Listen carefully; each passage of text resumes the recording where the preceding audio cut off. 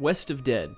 If you haven't played this game, it's kind of a horror western set in hell, I guess? Or maybe purgatory, I don't know. The story isn't exactly filled with exposition, with the exception of a few lines from Ron Perlman.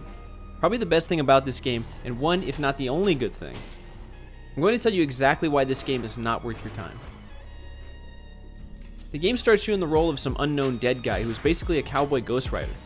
Not the one from the movie, unfortunately. Aside from your Cowboy Ghost Rider voiced by Ron Perlman, there are no other voice characters. Every other character has text instead of voice dialogue, and there isn't really much of that.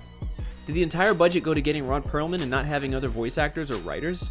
There's so little dialogue that there is about zero depth of this game. The visuals are pretty basic as well, with the exception of some decent character design.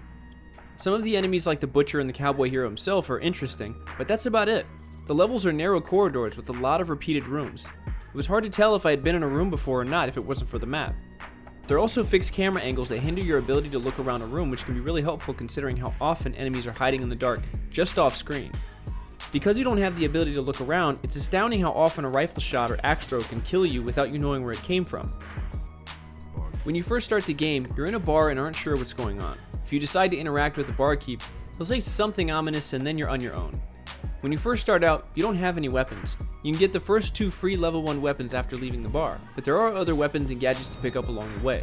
You can only carry 2 firearms at a time, so don't expect to pick up everything else you see. Of the firearms you can collect, different pistols, shotguns, and rifles are available. Each of the weapons can vary depending on ammo, damage, and range.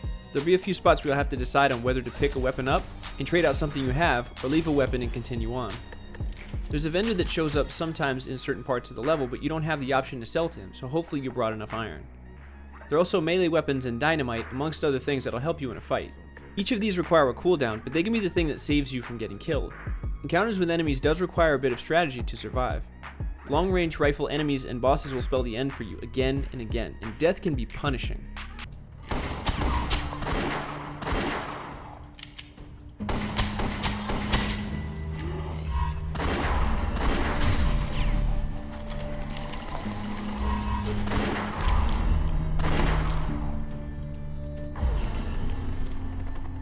There is no checkpoint system in West of Dead that I know of. When you die, it's game over. You're sent back to the menu screen with only the option of starting a new run. Everything you've collected is gone. Any upgrades, guns, or abilities that are gotten along the way are erased on death, which can happen often and definitely did to me.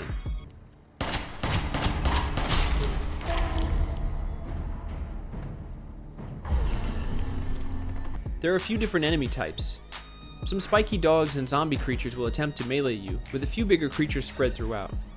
The ranged enemies include people who will throw dynamite and molotovs, but the ones who can probably deal the most damage is the riflemen. This is where the game actually managed to turn a static enemy who shot a couple of bullets at a time into game enders. There's a mechanic in the game where several of the areas you go into are blacked out. The only way to see what's in the room is to switch on the light or throw on a lantern. Many times throughout the game, a completely darkened room will have several enemies in it, including enemies standing right in front of the switch. This means that you may get hit several times before making it to the light. Even with the lights on, enemies can be hard to hit, especially if you're moving. I found this was one of the worst targeting systems I've ever played with. Enemies can literally be standing right in front of you, but you still won't hit them, even if you're in a narrow hallway.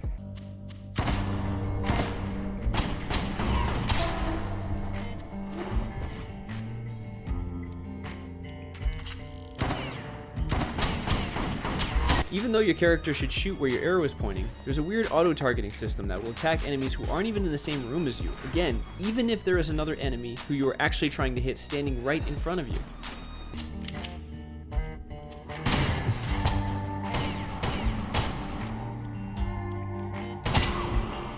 This, coupled with the fact that there's limited ammo, so you're constantly having to reload. A weird darkness mechanic where you have to turn the lights on that may be behind enemies who will shoot you before you reach it. Limited ways to heal, no checkpoint system, and a punishing game over that wipes all progress makes for a terrible experience. Enemies will also get periodically stuck on access points while pursuing you. What that means is that the corners of the doorway that leads to where all of the enemies can see and shoot you now has people waiting to kill you as soon as you enter. They'll also be tucked in a way that you can't hit them unless you practically press your tummies together, giving the other enemies and the one in front of you some free shots. It's not just doorways either. Ladders that you cannot climb fast, even though you can run and roll all over the place, can also be glue for enemies. Enemies who come from other rooms will get stuck right up on the ladder. So close in fact that sometimes your character cannot climb up because the space you would need to get to that level is actually taken up by the monster.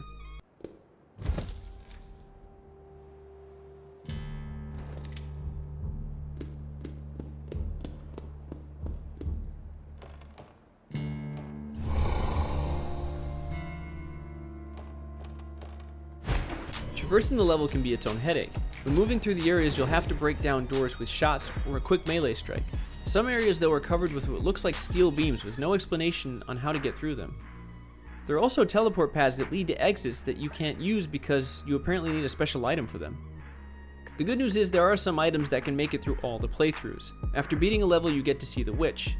The Witch provides different items for the cost of Sin, another currency that you can get during levels aside from Iron. The Sin can be used to buy a limited healing item, or lanterns and lassos, among other things. Once the Sins are spent, the item and the money you've used up to that point on the item is saved throughout your playthroughs. The time it takes to accrue enough money to buy the items, however, is more than I'm willing to spend on this game. West of Dead manages to have several things to make the game difficult, but not nearly enough to make it good. Enemies getting stuck to terrain, a weird darkness mechanic where you have to take damage in several areas to light them, limited ammo and a shoddy aiming system, little to no dialogue with the exception of a few one-liners from Ron Perlman and text from everybody else. No backstory, no checkpoints, no save system. Unless you like throwing away your time and effort continuously for little to no reward, do not play this game. It's not worth it. Even if you do have Game Pass and think it might be interesting, just don't. You'll thank me later. Anyway, that's it for this one, guys. If you enjoyed this video or thought it was helpful, please like and subscribe. I'll see you in the next one. Bye.